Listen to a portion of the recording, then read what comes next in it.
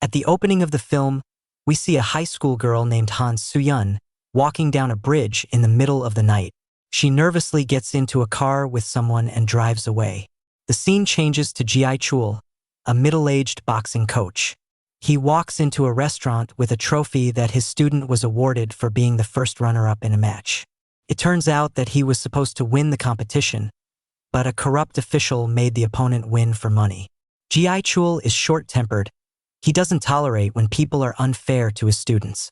When the official tries arguing with him, he throws hands and knocks him out with a single punch.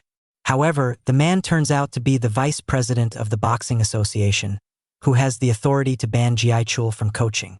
Ji-chul's sister is furious because this isn't the first time he's been kicked out of an organization for fighting. After pulling some strings, she finds him a job as a gym teacher in the ruler's side of the city. In the following scene, he's driving to the town when the car gets a flat tire. While waiting for a tow truck to arrive, he notices a missing poster on a notice board. The girl in the picture is the high school girl, Soo-yeon, who we saw at the beginning of the film. Someone has written a message on it making fun of the disappearance. Ji-chul thinks it's disgusting and tries to erase the text, but only makes it worse. On reaching the town, he sees 3 high school girls bullying someone. The victim is Eugene, the missing daughter, that they do not want Soo-yeon to return. Ji-chul tries to separate them, but the girls in turn ask him to mind his own business.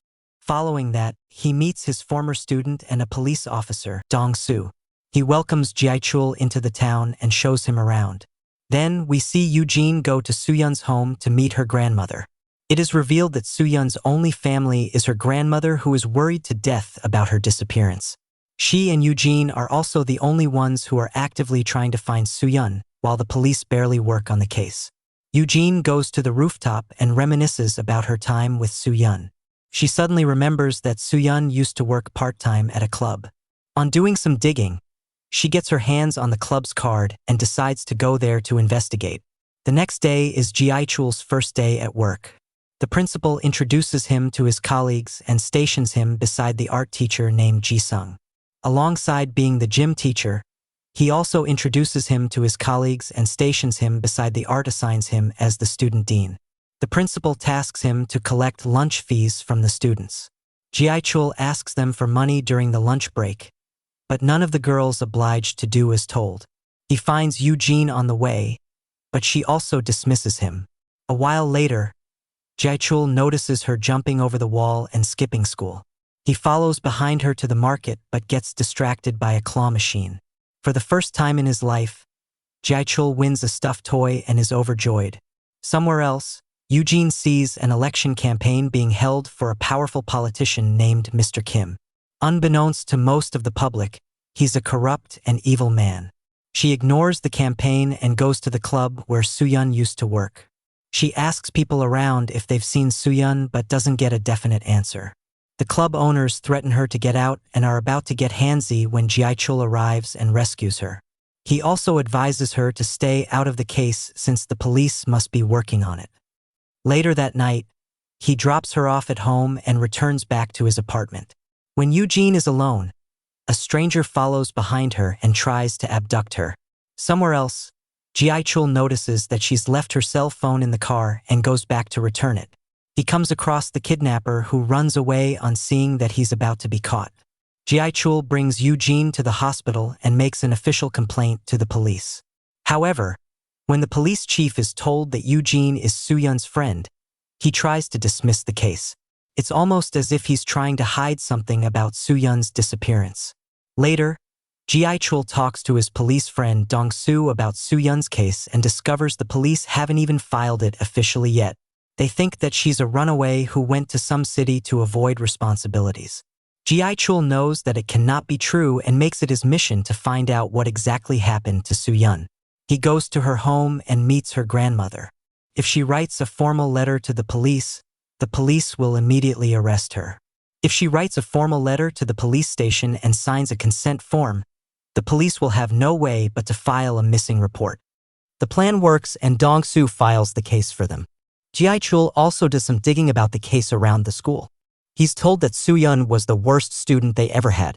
She used to be absent for half of the year and was considered a lunatic. The teachers suggest he stay out of her case for his own good. Eugene hears them talk about her friend and is furious. She pulls Ji-chul's aside, insisting that everyone is lying to him to hide the real cause of Soo-yun's disappearance. Ji-chul doesn't know who's telling the truth. Before leaving, Eugene asks him what he would have done if Soo-yun was his daughter. The question clears his thinking, making him register that even if Soo-yun is a runaway, she needs to be found. Following that, Ji-chul finds a bunch of girls smoking in the bathroom.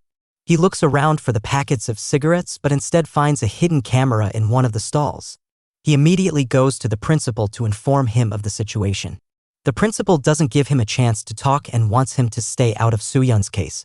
The comment makes Ji-chul not want to tell him about the camera. Hence, he brings it back and looks at its content himself. It turns out that the camera was set by the art teacher, Ji-sung, who happens to be stationed right by his desk.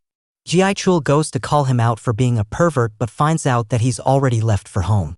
Taking the opportunity, he goes through Ji-sung's laptop and is surprised to see text messages between him and Soo-yun. The night she went missing, she had texted him to pick her up from the bridge. It is evident that he knows something about the case. Ji-chul immediately calls his police friend, but he doesn't pick up. Then he calls Eugene and asks her where she is. She turns out to be in a car with Ji-sung, who offered to take her home. Ji-chul secretly tells her everything he found about Ji-sung and asks her to be careful. Ji-chul tells her everything he found about Ji-sung and asks her to be careful. She cleverly makes Ji-sung tell her where they're going and texts the location to Ji-chul so he could find her easily. Then she notices that Ji-sung's keyring looks similar to the one Soo-yun used to own. She asks him about her but is knocked out with a punch. When she opens her eyes, she's on his bedroom floor, tied and gagged. She sees that Ji-sung has Soo-yun's phone in a cupboard. Before he can do her any harm, Ji-chul is forced to leave the house.